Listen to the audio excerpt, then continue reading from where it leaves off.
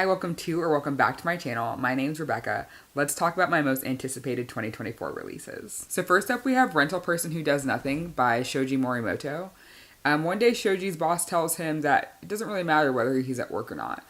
And that sets an idea off in Shoji's head of if a person who does nothing has any value or a place in the world, and he wonders what he can do with that. So he decides he's going to provide a service as a person who does nothing but will show up and just be with you. Whether you want to try a new restaurant and you just don't want to go by yourself, you have an event or something, a new movie to see, he'll go, and all he really asks is that you pay for whatever the thing is, but he doesn't charge you for his time. This is a Japanese translated work. I have found that I've really enjoyed a lot of Japanese translated works over the last few years, specifically in the thriller variety, so I'm excited to try something that's nonfiction. Oh, and this comes out on January 9th, which is Tuesday. Next we have Don't Want You by Like a Best Friend by Emma R. Albin. This has been marketed as lesbian Bridgerton meets Parent Trap. This set in like late 1850s. Gwen and Beth are best friends, and Beth's dad just passed away. And because it's the 1850s, if there's no man leading your household, then your life is in shambles. And so she has basically that new season to snag a wealthy husband to make sure that her and her mother are taken care of. But Beth doesn't really want to get married. She's not really into that. So she enlists the help of her best friend Gwen and decides, what if we set up Gwen's dad with Beth's mom to solve their problems, and they also, then get to be together all the time. So that's really all I know about this. I just know that it's a gay good time. And this also comes out on Tuesday, January 9th. Next up is a book that's been getting a lot of buzz. I actually have a copy of it here. It is The Fury by Alex Michaelides.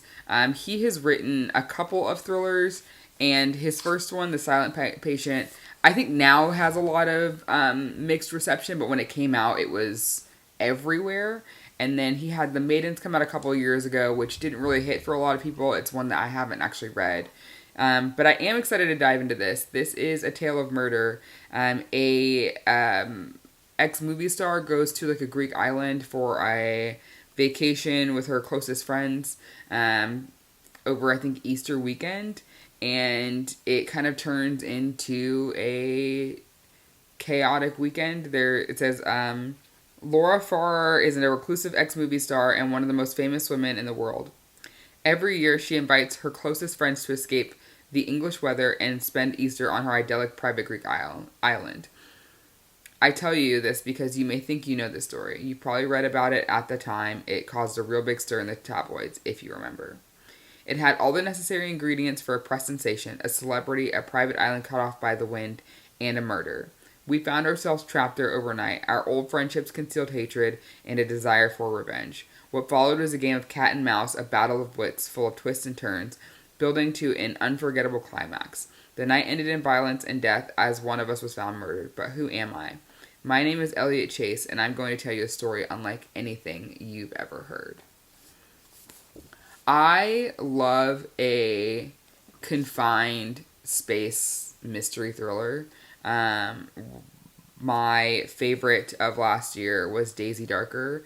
And that was when they were locked kind of on an island in this creepy old house, and it had like a 1-by-1 field. This sounds like it's just a singular murder, but I am excited to start this, and this book comes out January 16th.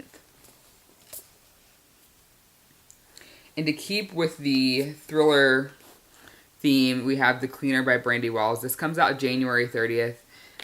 It follows the cleaner it says every night she cleans on the 4th floor of an unnamed office in an unnamed city. The night cleaner comes and does what she does best, sorts out the messes of the daytime employees. None of them know about her, but she knows everything about them. Sad intern's dreams to get promoted, resume woman's nasty flight risk behavior, Mr. Buff's secret smoking habit, not very conducive to his fitness journey. She's the office mastermind, the one everyone needs and no one even knows she exists. And tonight, while scrolling through your emails, she'll discover the secret you've been hiding, the one that will put everyone's job at risk. After all, protecting the employees is her responsibility, whether it's from rats and window smudges or from the sinister CEO who may be driving the company to ruin. And you're about to find out that sometimes your most powerful enemy is the one you don't even see. I'm hoping that this is... Honestly, I'm hoping it's very calculated and very sinister. Sometimes with premises like this where there's like a woman moving things behind the scenes, it can get a little gimmicky and a little, I don't know, over the top sometimes. I remember that Taryn Fisher book from a couple of years ago. I think it was The Wrong Family, where that homeless woman had was sneaking in and out of the house, and that book just went off the rails. So I'm hoping that this one is as titillating as the synopsis makes it out to be. And again, this one comes out January 30th. Want to thank Hanover Press and Celadon Books for sending these to me to dive into. I think I'm going to be off to a good start with my reading year. Okay, so let's move into a couple of other things that I'm looking forward to. We have in February, The Women by Kristen Hanna comes out on the 6th. This is about a nursing student named Frances. She was raised in Southern California, and then in 1965, she ends up in Vietnam in the Army Nurse Corps, and it just kind of follows her path through there. Her brother actually ships out to serve, and then she joins him by joining the Army Nurse Corps. I, generally speaking, am not the biggest historical fiction reader, and I don't really love reading about war, but every time I've read something from Kristen Hanna that does that, it's just so... She's just so good. I don't know. It's catnip for me. So that comes out, like I said, February 6th. 480 pages, so not her longest, I don't think, but definitely a hefty book, and probably a really sad story because she does that really well. I'm also really interested in the new Lisa Ko. It's called Memory Piece. It starts out in the 1980s, but then I think eventually goes into the future, into the 2030s or 40s. It says Giselle Chin, Jackie Ong, and Ellen Ng are three teenagers drawn together by their shared sense of alienation and desire for something different. It says allied in the weird parts of themselves, they envision each other as artistic collaborators and embark on a future defined by freedom and creativity. I love following a friend group and found family, especially throughout generations like this, or decades. So I'm interested to see the dynamics there. I feel like there's a lot of potential because they are artists for it to be really hard-hitting and dramatic without being over the top. It's only 304 pages, which makes me think that Lisa Ko is going to pack a punch, because for a story that travels that much time, following three people that I'm hoping are really well developed in this story, 304 pages is not a lot of time to do that.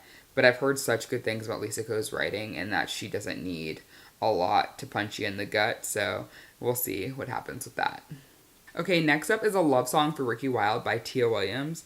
This is her much anticipated sophomore novel. It comes out February 6th, and it follows Ricki Wilde, who is from kind of an Atlanta dynastic family, and she finds herself living in the basement level of a Harlem brownstone. And she decides she's going to leave behind her family and wealth and she has chaotic romantic decisions to realize her dream of opening a flower shop. It says, and just beneath the surface of her new neighborhood, the music, stories, and dazzling drama of the Harlem Renaissance still simmers. It says, one evening in February, as the heady, curiously off-season scent of night-blooming jasmine fills the air, Ricki encounters a handsome, deeply mysterious stranger who knocks her world off balance in the most unexpected way. Set against the backdrop of modern Harlem and Renaissance glamour, A Love Song for Ricki Wilde is a swoon-worthy love story of two passionate artists drawn to the magic, romance, and opportunity of New York, and whose lives are uniquely and irreversibly linked. This book is 352 pages, so that's the perfect length, I think, for a romance, especially one that kind of has a contemporary kick to it. But I'm also interested to see how much of this is truly historical fiction, or if there's just an underlying feel of the Harlem Renaissance, and how that's going to be balanced with the modernity. Modernity, is that a word? The modern times of modern Harlem. Next is Woo and To Wed by Martha Waters. This is the fifth and final book in the Regency Vows series. I have loved this series since the beginning, and I'm so sad to see that we're hitting the final installment, but I am excited to get to see what happens with West and Sophie. They have been dancing around each other for the last, I think, 2, if not 3 books. West is the Marquis of Weston, and Sophie, who is Lady Fitzwilliam Bridewell, I believe her husband has recently passed away. And they almost were engaged like years and years ago. And it's a story that for the longest time, West just like wouldn't talk about. And I guess his dad was kind of meddling as well. But it says, now recently widowed, Sophie has put aside all thoughts of romance. But when her widowed sister Alexandra mentions a fondness for an earl, Sophie realizes that she may be holding her sister back. Alexandra won't move forward with an engagement until Sophie too settles down again. And so Sophie approaches West with a plan. They will announce their engagement and break things off once Alexandra's happily married. It'll be simple. After all, it's not like she's going to fall for West a second time. Not when Sophie has sworn to not risk her heart again. Martha Waters does a really good job of building tension between her characters. This would not be the first time that there's like a fake dating situation in this friend group. And West has like grown on me as a character over the last few books. I remember when I first met him, I think in book 1 or 2, I just thought like he seemed kind of douchey. But he had been in this accident around the time that he and Sophie were involved the first time, which we don't really see. You just get flashbacks to or, mentions of. And I thought, okay, well, maybe he's just a sullen Marcus because he's been injured, and so people talk about him a lot in society during season of like, oh, he was such a handsome man and was this and was that, but now he's got some form of disability from that accident, and of course it being the time that it is, I want to say this is around the 1840s, 1850s. It's not surprising that society is treating him like trash for having a disability. But in the last couple of books, he's become more, I don't know, agreeable is the wrong word, but you can just see him opening up, and so I'm hoping that him and Sophie's love story is a great one to wrap up the series. If you haven't read the others, I 10 out of 10 recommend. I'm looking right now on Amazon, and To Have and To Hoax is the first book, and it's available on Kindle Unlimited. The second book, To Love and To Loathe, is not, but the third and fourth ones are as well. You technically don't have to read these in order. I just have because I've read them each year they've been published. But it is surrounding one big friend group, and so I think it is kind of nice to read them in order so that as those couples reappear in the next books, you're not shocked by who's together. Okay, the next few books I'm going to talk about, technically they all have publishing dates, but they're all from indie authors. And I know a couple of them, like, their dates are pretty much set in stone. Like, it would take a lot for them to not come out on their dates. But for the sake of this whole section, I recommend, if any of these you're interested in, to follow the author on their social media platforms. Most of them are very active on Instagram and tell you the dates that their books are coming out. But they also are very open to sharing when there have been setbacks. So first up is Icebound by Meredith Trapp. This one has special attention for me. I've been following Meredith Trapp on Instagram since August or September when I saw like a first teaser reel about this book, and I was like, oh, so excited. It was like end of summer, and I'm like, oh, this is gonna be a great winter hockey book, thinking it was gonna come out in like October, November, and I look and she's like, LOL, nah kids, this is a February 2024 release.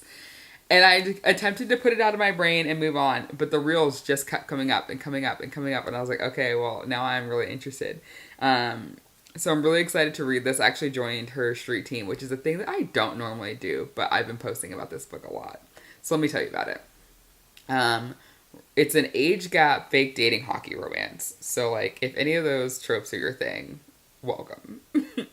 Rhodes is a hockey player. He's, I think, 34, and he has this like label as like hockey's resident bad boy, but he's trying to change that. And apparently he accidentally set a yacht on fire at one point, and that's what everyone remembers about him. But he's like, I swear, like, I'm not that guy anymore. Like, give me a break, but no one will. And he's at this point ready to settle down, find his girl, and just like, you know, have his happily ever after. But he has a rule about not dating anyone under 30. And in comes Nina Alstein, short for Philomena. She's sworn off men who look like fallen angels on skates. She's a art student. I believe she's 22. She's in her last semester of college. And it says, when one fateful accident forces Nina into a faux situationship with Nashville's supposed naughtiest, all her curated plans crumble like a fragile sculpture. It says Rhodes falls first, and he falls hard. There's only one problem. Rhodes thinks he is fake dating a 30-year-old doctor. As secrets get revealed, his biggest temptation quickly becomes off limits. But Nina soon realizes the cross-stitching cat daddy is what the chaos in her soul craves. And Nina's fiery passion might burn hot enough to melt Rhodes' icy boundaries.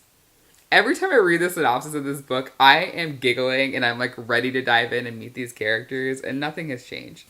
So this one's scheduled to come out February 20th, and I can't wait. I simply cannot wait. Okay, next up is another February release, and this is another one where I'm pretty confident that the release date is the release date. This one is set to come out February 9th. It is the second book in the Icebound series, and it's called The End Zone by Erin Mackenzie.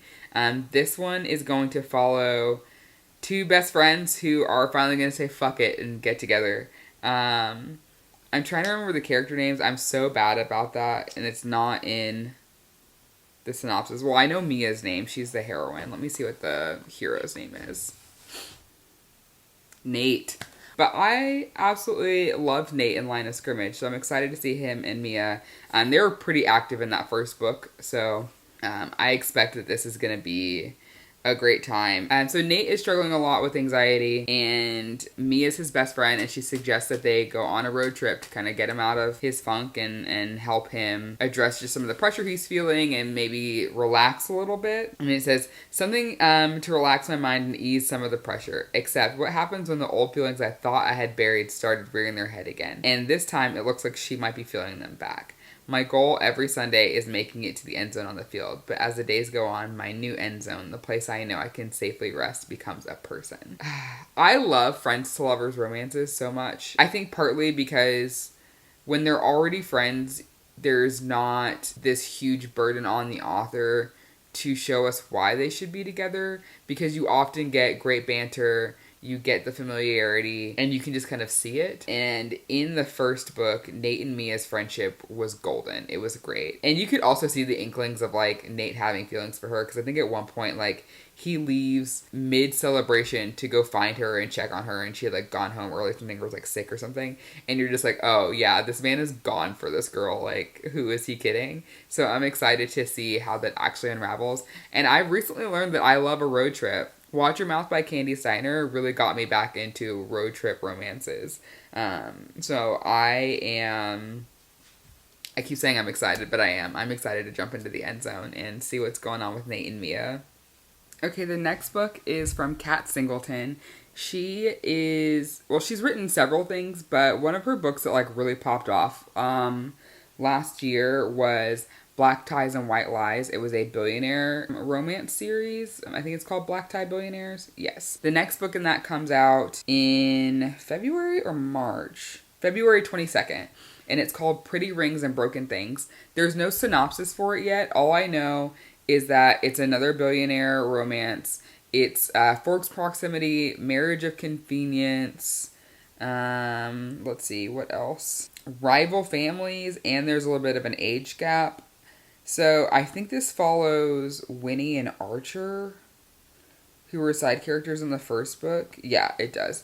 Yeah, again, don't know anything about it, just know the tropes, and that it comes out next month. I am excited for it, though, because there's something about the way Kat Singleton writes billionaire romances that really works for me, so I'm excited to dive in. Alright, keeping on the billionaire romance train, we have Between Never and Forever by Shane Rose. This is set to come out in March, I believe, on the 26th. It is another Hardy Brothers billionaire romance series. This one follows, I think, Dex. Yeah.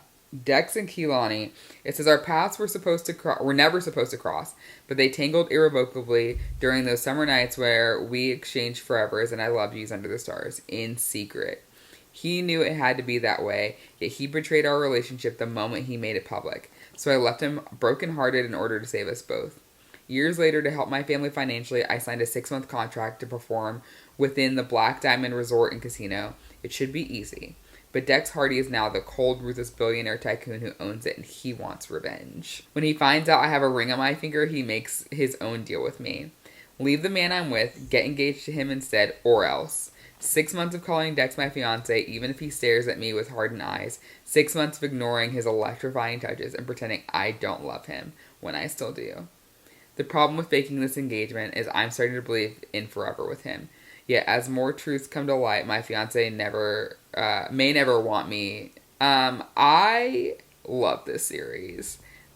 The Hardy family is... honestly, they're funny. I love their group chats that happen in the books. Dex was very... I think he's the gruffest of the brothers, or he likes to come off that way, but you can tell, like, he's not actually that big of an asshole. But all through the last book, he was grumbling about Kaylani. So I'm interested to see just how big of an ass he makes of himself when she is performing at his casino. Okay, there are some more indie romances that I know they're coming out this year that while I am excited about, there's just like not a ton of information. Okay, next up is a March 5th release. This Could Be Us by Kennedy Ryan. It's the second book in the Skyland series. This is the sequel, well, maybe not a direct sequel to Before I Let Go, because each book is meant to be a standalone, but it follows Soledad, who we met in the first book, when she became friends with Yasmin after that chaotic yoga class. Soledad's partner has left her life in just a series of betrayal and disillusion, and she is trying to, I don't say not let it affect her, because like obviously that's a big deal, but she's got a couple of kids. I think she has 2 daughters, and so she's just trying to keep her life together. And this man who she has encountered before, I can't remember in what capacity, I just know that he's the forbidden one, is back. And so now she has to decide, can she trust him? Can she trust herself? And is it worth the risk? So that comes out March 5th. And something that comes out that same day that I am so excited about is Swift and Saddled by Lila Sage. This is a Rebel Blue Ranch novel, just like Done and Dusted was, and it's gonna follow Ada and Wes. I'm so giddy about this book. It says the last thing Ada Hart needs is a man to take care of her. Not anymore. After failing out of her interior design program and the disaster that was her short-lived marriage, Ada clawed her way out from her rock bottom. Now the only person she trusts is herself, and that has gotten her further than ever before. She has her own business, and one of the largest ranches in Wyoming just hired her for the most important project of her career. When Ada arrives in Meadowlark, she finds herself in a dive bar where she can't seem to shake the eyes of a handsome cowboy. When she leads him to the back of the bar, he leaves her with a kiss that most people can only fantasize about. She also regrets that she'll never see him again. Except, it turns out he's her new boss. Weston Ryder is a happy guy, even happier now that the mystery woman from the bar is the interior designer for his dream project out on his family's ranch. He feels like he hit the jackpot. It's too bad she wants absolutely nothing to do with him outside of work. Ada's convinced that the pull she feels towards Wes will go away, but Wes can't stop thinking about her. Even though walls are coming down around Rebel Blue, Ada's walls are firmly in place. Can they make it through this project without giving in, or will they both put their dreams on the line for a chance at love?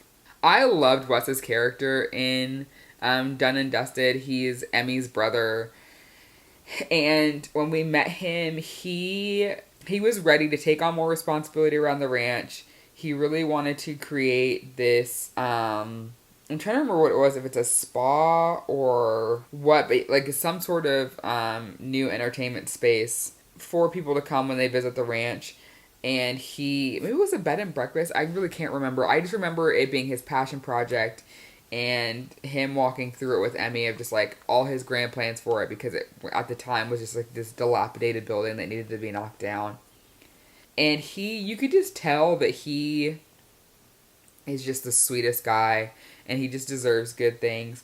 And I absolutely love a random hookup turns out to be your boss. Like, very a la Grey's Anatomy. It's one of my favorite tropes, like micro tropes in stories. I also can fully understand why Ada is so hesitant to like jump in with him. I mean, it's a small town. The writers are like Meadowlark royalty. He's her boss, and she's reeling after heartbreak. And, while that's tough, what better time to fall in love? I think I'm actually going to end it there. There are so many great books coming out this year. And I know that there's some big ones I didn't talk about, like Emily Henry's new book is coming out, and I'm sure I'll read that, but we all know that's happening. Riley Sager and Ruth Ware will both have, great thrillers coming out this summer. But I just wanted to talk about those few books that had really caught my attention for this first quarter. Maybe I'll do this quarterly instead of trying to do a whole year video in the beginning, especially because I read so much indie romance. They tend to publish, not whenever, because there's definitely a plan, but I think because it's indie and because they have so much more control over when they publish, sometimes books that they're talking about, oh, like this is going to be a December release suddenly are a summer release, or vice versa. A summer release suddenly becomes a December release. So I think maybe I'll do that. Maybe I'll do these as a quarterly updates of things to look forward to, since that is my primary genre that I read, and then I'll sprinkle in some other things like I did with those thrillers in the beginning. So with that being said, thank you so much for sticking it out and watching this whole video, me ramble about these books. Let me know in the comments what you're excited about. Would be awesome if you would like, comment, subscribe, do all those fun YouTube things, and I will see you in another video soon.